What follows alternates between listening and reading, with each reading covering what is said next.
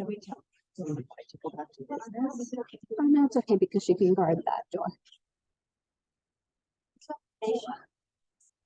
Oh, okay. Don't want that.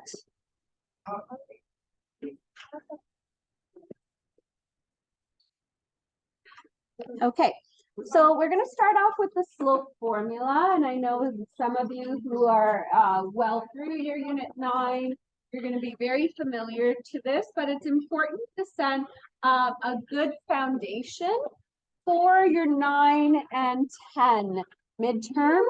10 can get quite complicated, so we really need to know the basics. I'm going to go through a couple of slope calculations, but we will skip over and do some equations as well. So I'm going to try to do a little bit of 9, a little bit of 10 in this. And I'll be repeating seminars on day 5s and day 10s for the next little while, because I don't know if all of you know this, but there are no more tests after Unit 10. So after Unit 10, the course kind of slows down. I'm looking into a trip for coding. I'm looking into, we're doing something action math, called action math, with the phys ed and the senior level students in the spring. So you'll notice that the unit guides and the unit experiences are quite different after Unit 10. So take your time with 9 and 10, don't rush them, because they will be your last marked, tested units until we get to EQAO and the final exam, okay? And yes, there will be a final exam. So when we talk about slope, let me just quickly calibrate this. We're talking about rise over run.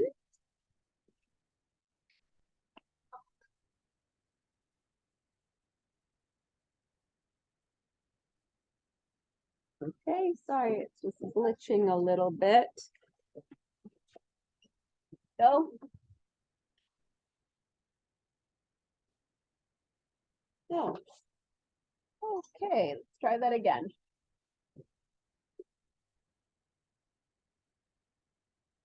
The next seminar, I'm going to go very detailed into Unit 10 because I'm going to post a copy of this seminar as well. So rise over run.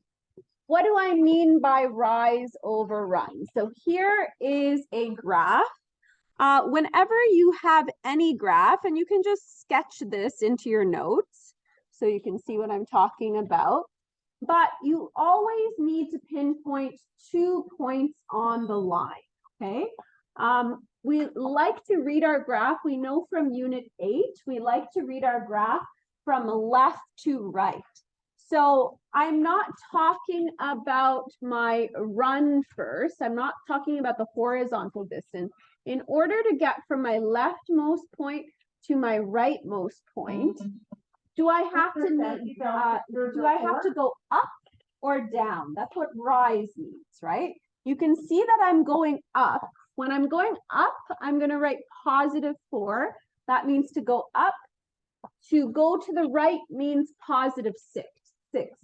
If I was going down, I would write -4. If I was going to the left, I would write -6. I'm also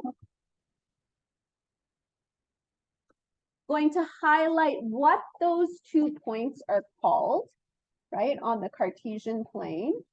I have my x1 is -2, -1. My x2 is +4, +3. This just means x1, y1 means what is my first point. x2, y2 means what is my second point. Okay.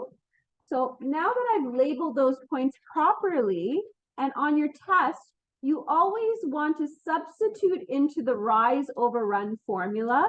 But what also, I'm going to do 2 things. I'm going to use rise over run also means y2 minus 1 would be my rise. x2 minus x1 means my run. So I'm doing this question 2 different ways. The first way, I'm just taking my rise, which is +4, and my run, which is +6. I'm writing that down and I'm simplifying my fraction. My slope is positive 2 over 3. I'm simplifying that fraction. However, if I want to use the exact points, okay, I'm using my x1, y1, x2, y2. So y2 minus y1 looks like this. 3 minus negative 1. That's because my y2 value is 3. My y1 value was negative 1. That doesn't mean I can just write 3 minus 1. I have to write 3 minus negative 1. Trust, I know you're ahead, but you still write this down because we can always take more and more examples. And I'm doing the same with my x coordinates. You have to be very careful, and please make a note of yourself when your x or y coordinates have a negative number, because then you have to be careful not to have a double negative. We don't want the answer. If I'm asking you to show all of your work, then you have to show me that these two negatives combine to a positive. So I have 3 plus 1, 4 plus 2, and that's how I get my answer. It's really important not to skip steps. Even if you're confident with your math skills in grade 9, if you get in the habit of skipping steps, then when you get to grade 12, you're going to have a lot of problems, all right?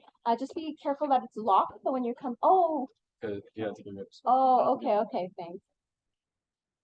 I just didn't want you to get locked out. Okay, so do not skip steps, simplify everything. Even before you write the reduced fraction, write the fraction that you're reducing from, okay? Another graph, let's see if there's another graph on this page. Yep, we have another situation. For this graph, the second graph, here I had a positive slope because it was a rise in followers. That's something, the way I can look at it. How can I do this now? If I go down, let me try to zoom out a little bit. Okay, so this graph, my line is moving downward from left to right. I can see my rise is -6, my run is +4. Is that going to be an increase in followers or a decrease in followers? Anyone tell me? Yep. Decrease in followers and a negative slope, okay? Because you're moving from left to right, it's going down. So on social media, that would be a decrease in followers. Again, I'm labeling my first point, the leftmost point, x1, y1, and I'm labeling my rightmost point, x2, y2. And that is going to allow me, kids, I really want to see you taking notes of all the formulas, okay? So I can do this two ways. I can say my rise over run is -6 over +4, and then simplify it to -3 over 2.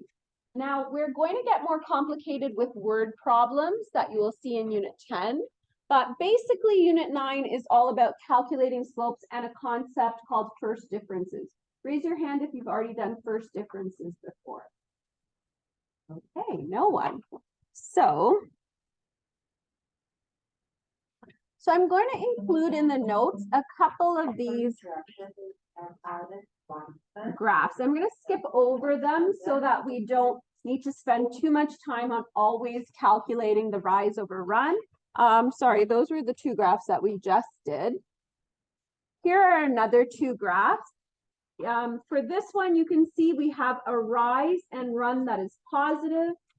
For the second graph, there is a rise of -2 and a run of +1. So that's going to represent a negative slope. On your test, you can either use the 2 points to show we're substituting 0 minus -2, +4 minus -4. Please don't mix up, because when you're graphing, you always graph x's first and then y's. So it's very easy to get confused on your test and do your x2 minus x1 in your numerator. You want to make sure you don't do that. You subtract your y coordinates first, in the numerator and your x coordinates in the denominator. So my slope is equal to 1/4.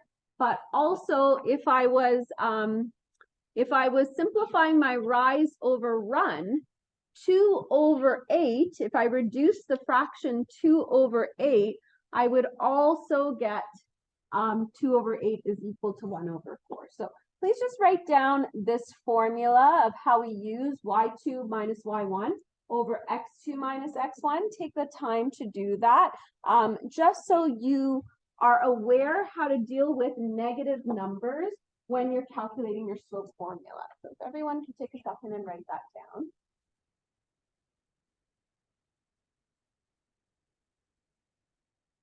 If the question is asking you just tell me the slope, then this is enough. Rise over run, reducing the rise over run.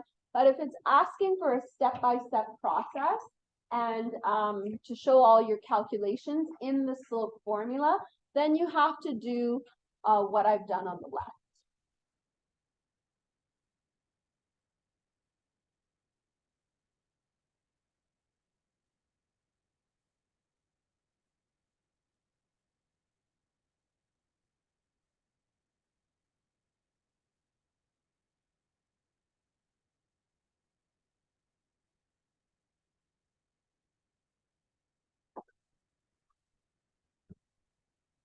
So again, I'm going to include a PDF with seminar notes that has a ton of examples of different graphs.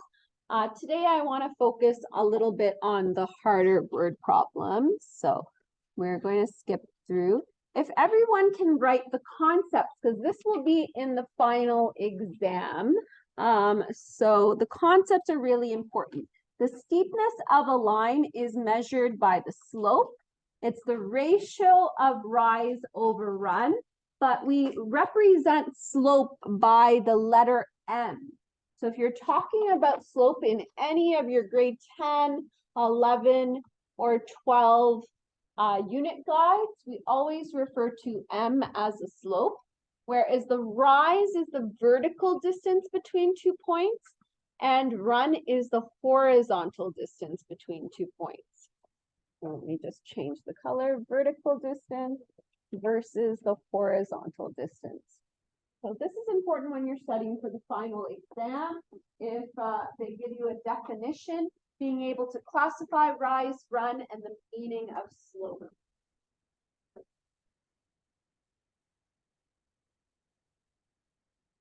And I might ask you in the final exam will, I think, will be multiple choice. And I might say, can you represent slope with the variable x? And you would say, no, we cannot. We represent slope with m, unless we're talking about the y is equal to mx plus b formula, which you'll be working with in unit 10, I believe.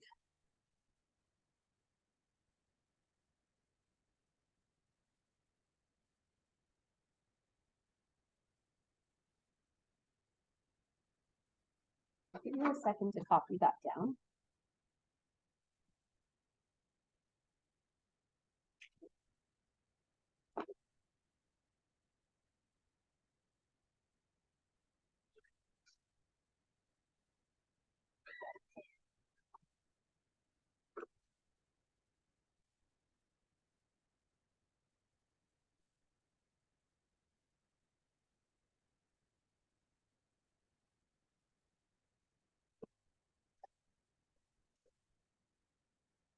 Okay, so we'll get to this will be posted for everyone.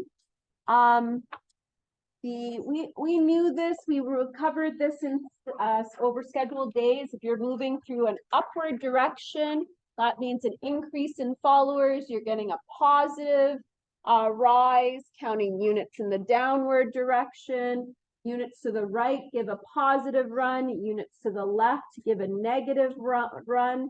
And that's how we always can figure out whether our rise is positive or negative, whether our run is positive or negative. Now, something I want you to include in your notes, always start from the left point, okay? Never start from the rightmost point. So you can add that to the definition of slope.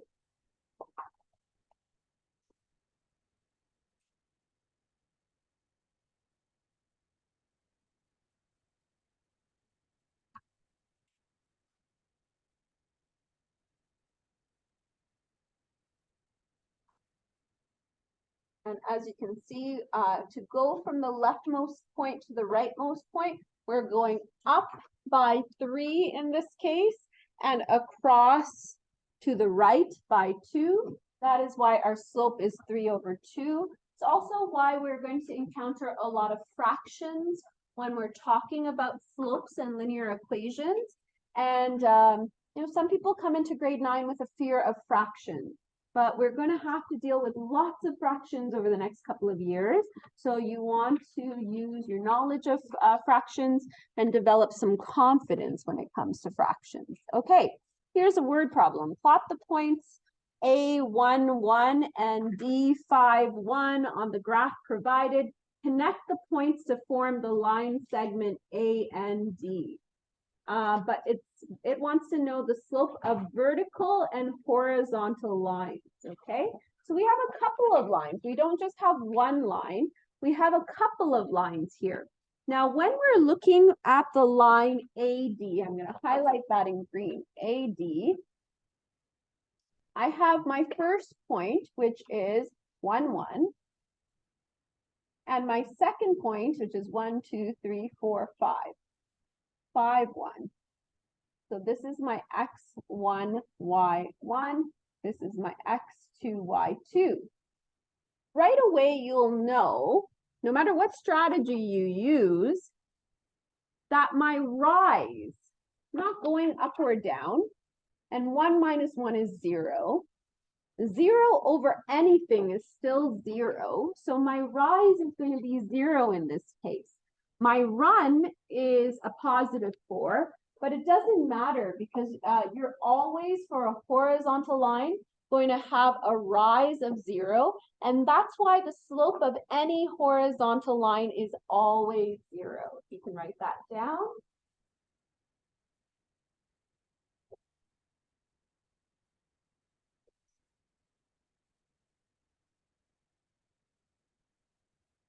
Now for the second line, AE, I'm noticing this time I have a rise, 1, 2, 3, 4.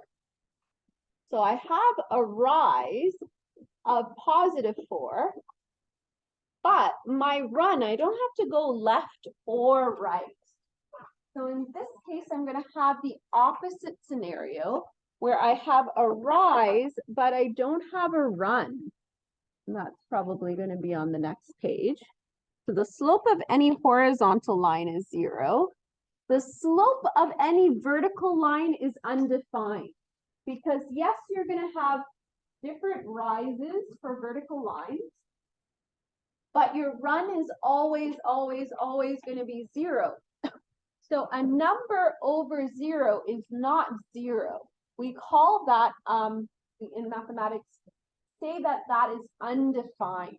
So the slope of any vertical line, and this is the most common mistake I see on the test, that students tell me the slope of vertical lines are 0, and in fact, the slope of vertical lines are undefined. They are not 0.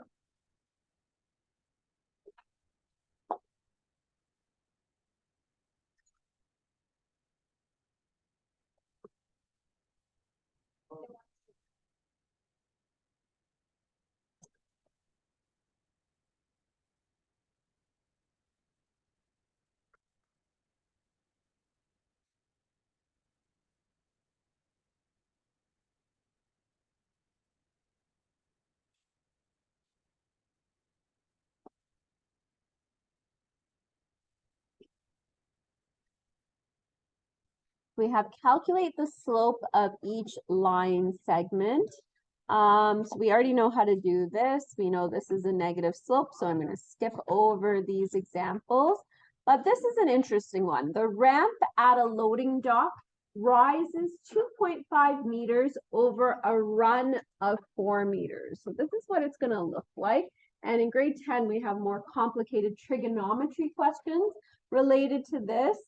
Because we know the rise and the run, we actually can get a decimal value. 2.5 over 4 is 0.625. Very important not to mix up the rise over run for a situation like this. And it's important to realize that the steepness of the ramp is the slope, because we're talking about the slope is actually the steepness of the ramp in this case, whereas the rise is the vertical distance and the run is the horizontal distance. So this is how slope works in the real world. We can have engineering type problems with slope, and we can apply slope to real world context. So maybe just you want to draw a diagram or include this. This might be on your test where you're given a ramp and you have to figure out the slope.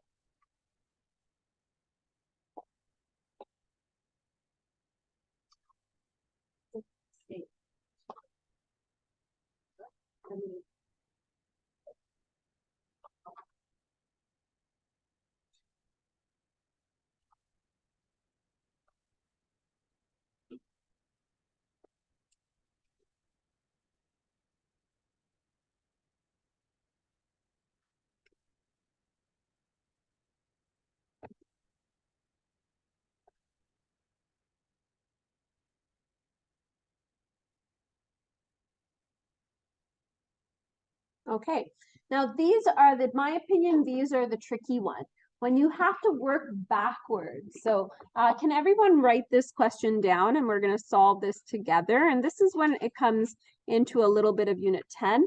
A line segment has one endpoint and slope of -3 over 2.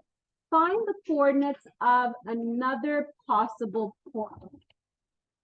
Okay. So we can do a couple of things here.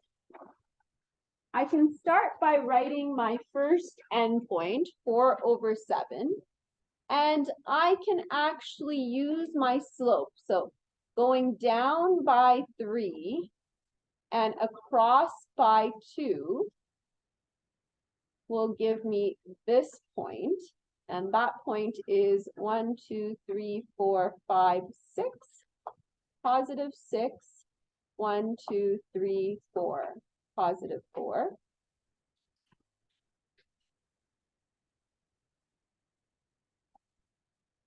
And I can find another point by going 1, 2, 3, 1, 2. So I can keep using the slope rise over run and then connecting all of the points that I have. That's one strategy. Or I can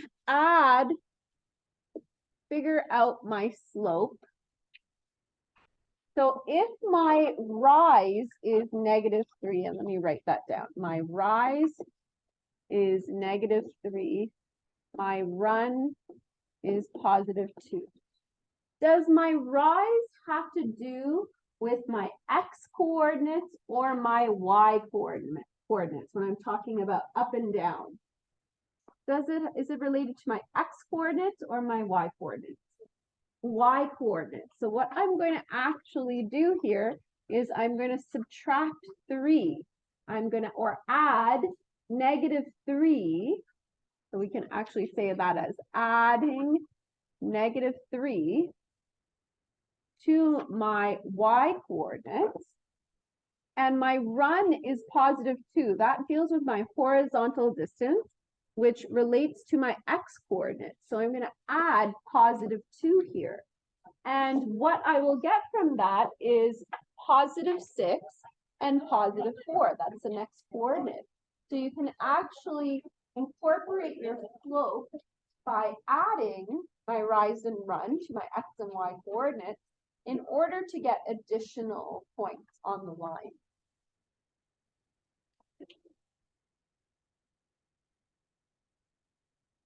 So you'll find unit 9 is very, very simple. It's just about slope, and unit 10 gets more and more complicated.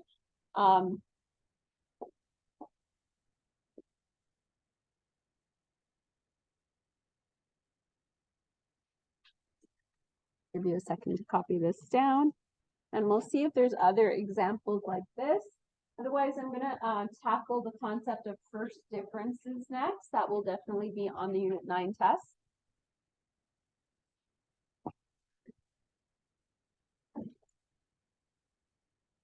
So we also have this, a slope of -1/2, and the line passes through the point 4, 5.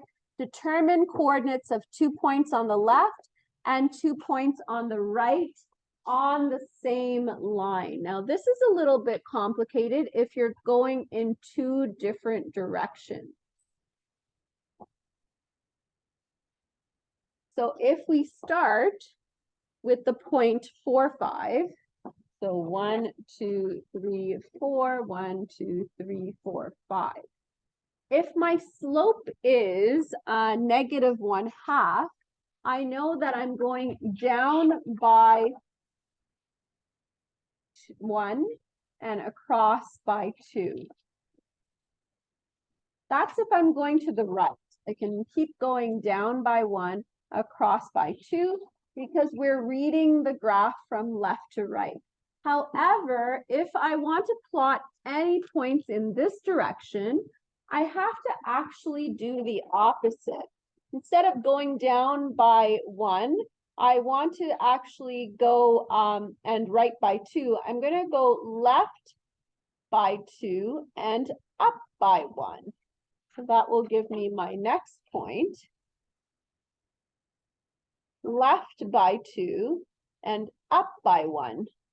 And you can see those are all falling in a straight line. If I actually use my straight line tool, I can draw a straight line through all of those points. You can see it's falling nicely. So it's important to recognize if they're asking you to plot points to the left of the point you're given, you actually have to do the opposite, but you can check your answer by going down by 1 and right by 2. Down by 1, right by 2. But to initially figure it out, you kind of have to do the opposite. Okay, so that's something you might encounter in your homework. And if we did that, if we filled it out, you would get a table of values that has all the possible points. But then the last part of Unit 9 is going to ask you, prove, oops, that's not what I wanted to do.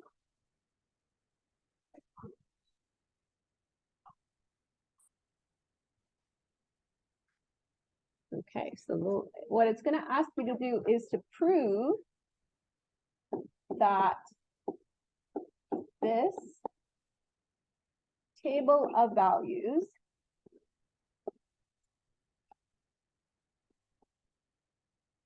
is linear. So in other words, they're going to ask you, prove that the points you have found actually form a straight line. And you can't just say, well, I plotted them and the line looks straight. You have to prove it algebraically. And that's where first differences comes through.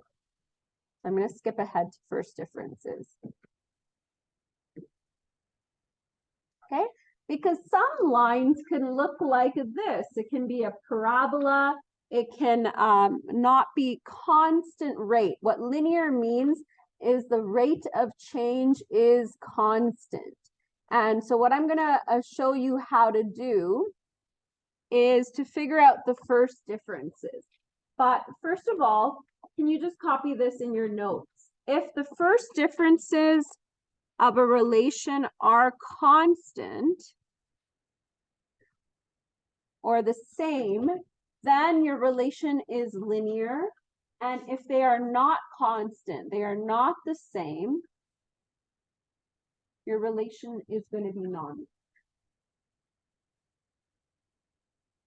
And we define first differences as the differences between consecutive y values in a table of values that is evenly spaced.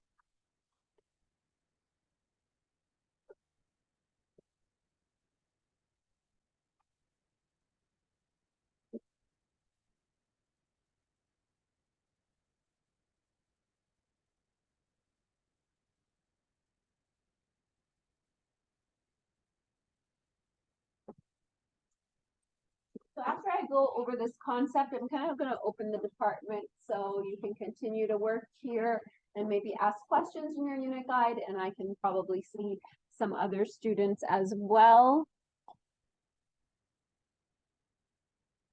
Like that definition.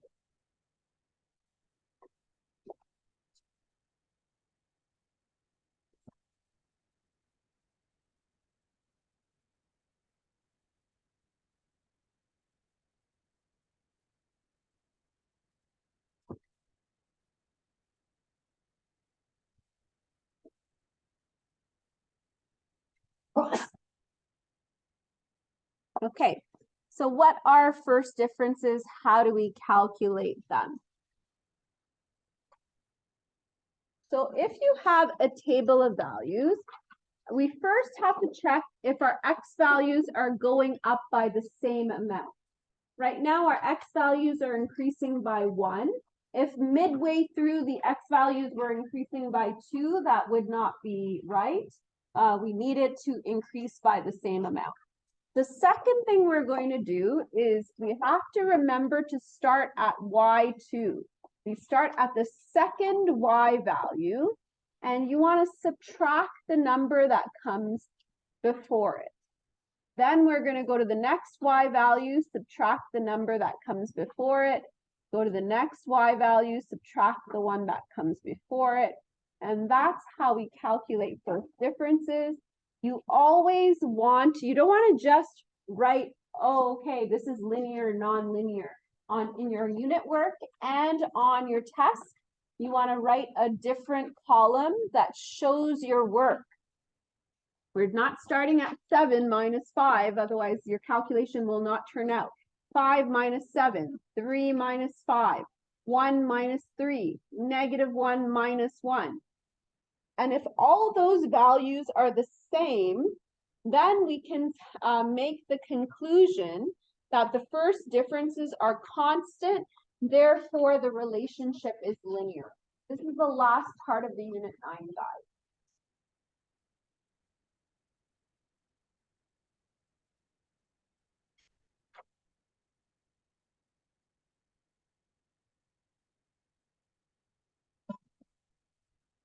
This instruction with Soraya Tosi, please report to the French level.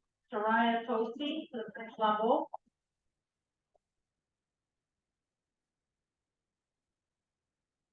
Okay.